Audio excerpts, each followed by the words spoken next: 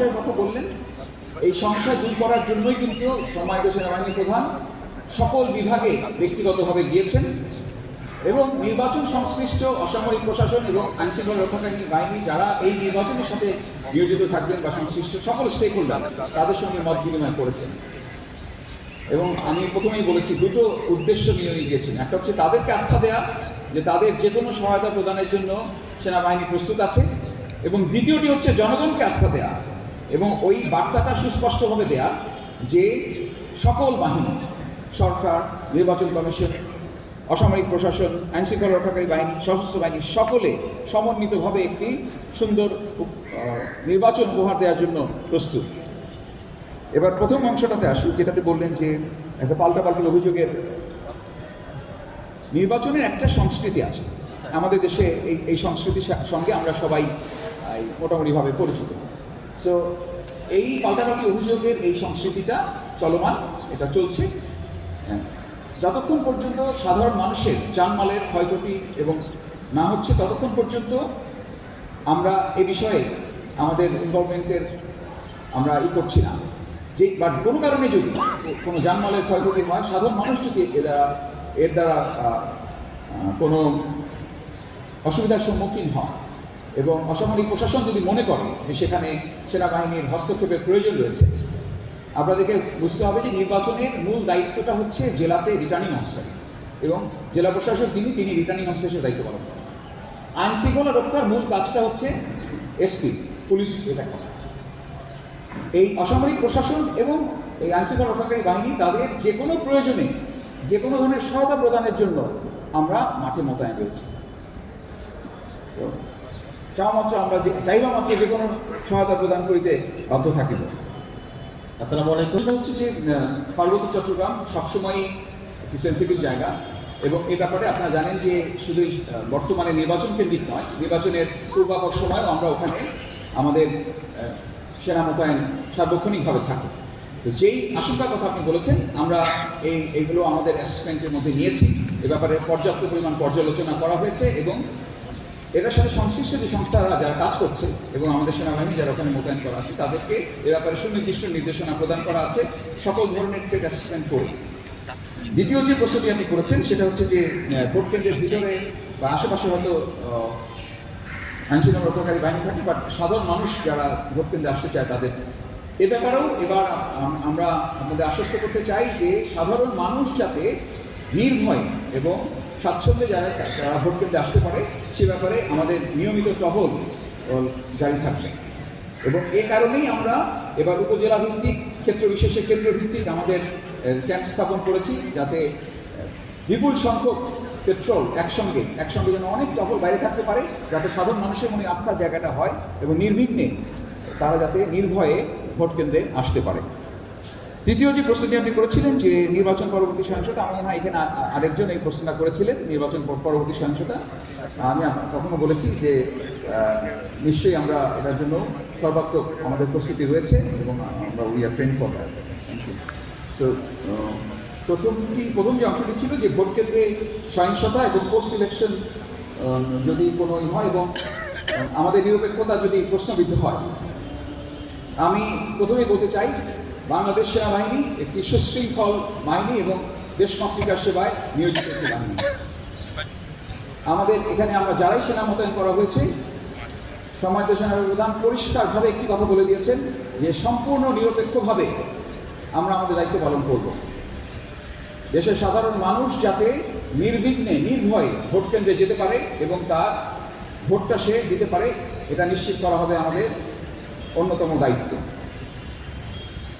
আর আমাদের দায়িত্ব পালনকালে আমরা যদি আমাদের দায়িত্ব সঠিকভাবে পালন করতে পারি, তাহলে আপনাদের মাধ্যমে জনগণ আমাদের নিরপেক্ষতার প্রমাণ আলাদা করে দিতে হবে না বলে আমি মনে করি।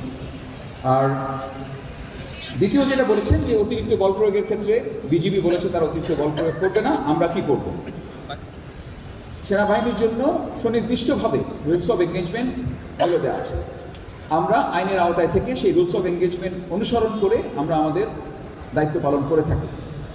যদি সত্যি কোনো ক্ষেত্রে অতিরিক্ত বল প্রয়োগের প্রয়োজন হয়, তাহলে রুলস অফ এঙ্গেজমেন্টে যে ক্রমান্বয়ে ধারা দেওয়া আছে, যে ক্রমান্বয়ে বল প্রয়োগের মাত্রা বৃদ্ধির একটা প্রক্রিয়া আছে, সেটা অনুসরণ করে প্রয়োজনীয় ব্যবস্থা গ্রহণ করা হবে। ধন্যবাদ। আমি ঘটনাগুলো উল্লেখ করলেন, এগুলো সবগুলি হচ্ছে নির্বাচন আচরণবিধির লঙ্ঘন। নির্বাচনের আচরণবিধি দেখার দায়িত্ব হচ্ছে নির্বাচন কমিশনের এবং তার জন্য দায়িত্বপ্রাপ্ত ম্যাজিস্ট্রেট রয়েছে। তো এই নির্বাচন আচরণবিধি লঙ্ঘনের এই দায়িত্ব পালন করতে গিয়ে আপনারা গত কয়েকদিন হয়তো আপনার সংবাদ মাধ্যমে এবং আপনাদের মাধ্যমে বিভিন্ন মিডিয়াতেও এসেছে যে আপনারা দেখেছেন যে যেখানেই নির্বাচন কমিশন এবং এই ম্যাজিস্ট্রেটরা আমাদের সহায়তা চেয়েছে, আমরা তাদের সাথে গিয়েছি এবং কিছু ক্ষেত্রে বিশেষে জরিমানা করা হয়েছে, ক্ষেত্র বিশেষে আটক করা হয়েছে। তো এই ধরনের কোনো সহায়তা যদি আমাদের কাছে নির্বাচন কমিশন চায় বা অসামরিক প্রশাসন চায়, রিটার্নিং কর্মকর্তারা যদি আমাদের কোনো সহায়তা চান, তাহলে যে কোনো ধরনের সহায়তা প্রদান করতে আমরা প্রস্তুত থাকবো। গোয়েন্দা তথ্য, আমার মনে হয় যে গোয়েন্দা সংস্থাগুলোর কাছে যদি জানতে চাওয়া হয় তাহলে তারাই সঠিক তথ্য আপনাদেরকে দিতে পারবে। কারণ সেনাবাহিনীর পক্ষ থেকে আমরা একটি সুষ্ঠু নির্বাচন করার জন্য এখন পর্যন্ত কোনো ধরনের ঝুঁকি আমরা চিন্তা করছি না।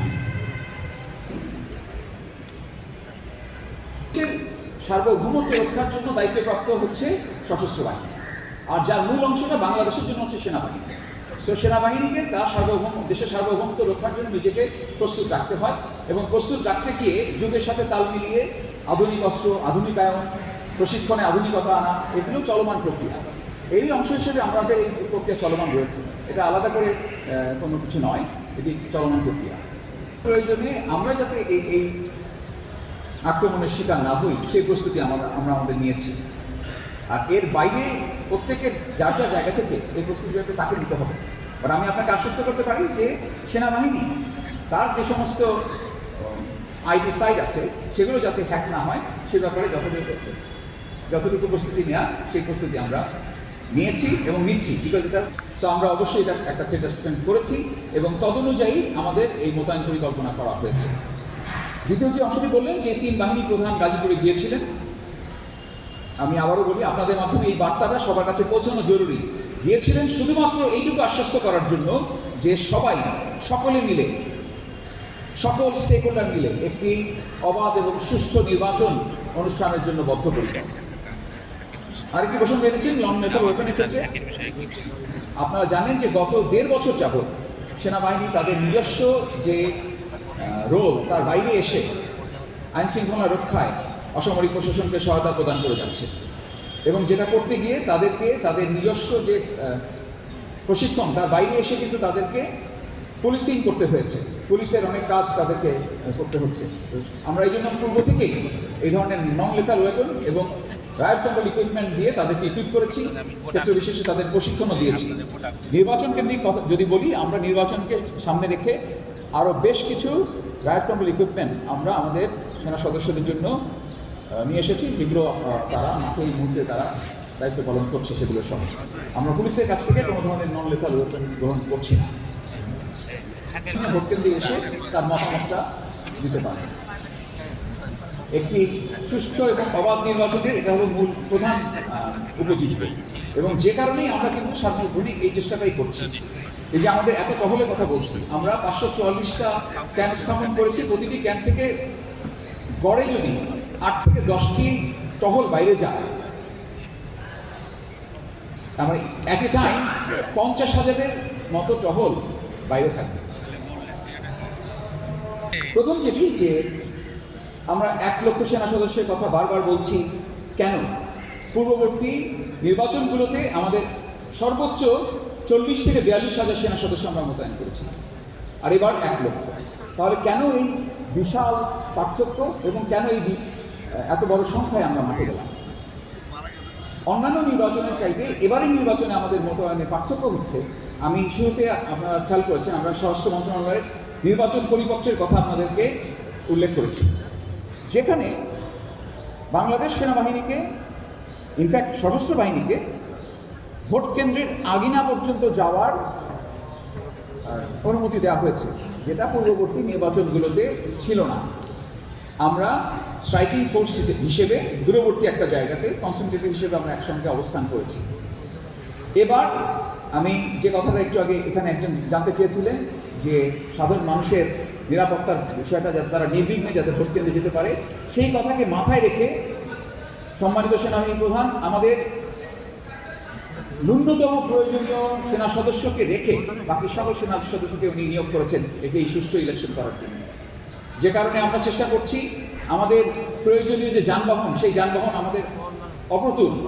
আমরা অসামরিক প্রশাসনের কাছে সাহায্য চেয়েছি যাতে তারা আমাদের রিকুইজিশন করে গাড়ি দেয়, সেটাও যখন দিতে পারছে না, আমরা গাড়ি হায়ার করে হলেও যাতে আমাদের এই সেনা সদস্যরা নিয়মিত টহলে থাকতে পারে এবং তার জন্য তারা প্রস্তুত। আমাদের সেনা সদস্যরা অক্লান্ত পরিশ্রম করছেন।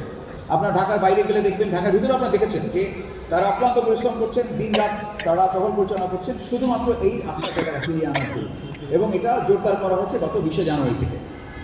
আপনি যে তথ্যটা বললেন পরবর্তী অংশে, যে টিআইবির যে রিপোর্টটা, যে 600-র বেশি সহিংস ঘটনা ঘটেছে এবং 150-র বেশি নিহত, যে কোনো সহিংস ঘটনা অনাকাঙ্ক্ষিত। আমরা চাই না কোনো সহিংসতা ঘটুক, বাট ঘটেছে। আমরা চাই না কোনো হতাহতের ঘটনা ঘটুক, বাট ঘটেছে। এখন যদি আমাকে যে প্রশ্নটা করলেন যে সেনাবাহিনী মাঠে থাকা অবস্থায় কী করে ঘটল, তো সেনাবাহিনী 20 জানুয়ারি আগ পর্যন্ত 35,000 মাঠে ছিল।